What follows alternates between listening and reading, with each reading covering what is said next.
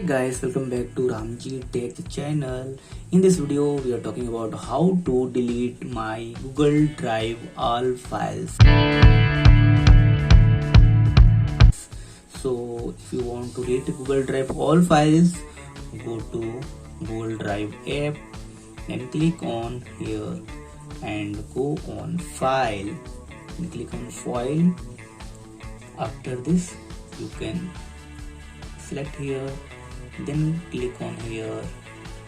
You can now see 150 items selected.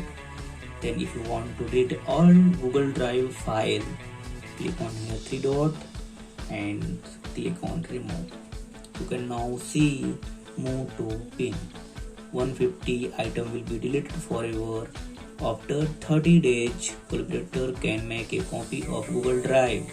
If you click on here move to bin, your all Google Drive file will be deleted after 30 days. So in this my case, I am not want to delete in all file. Thank you.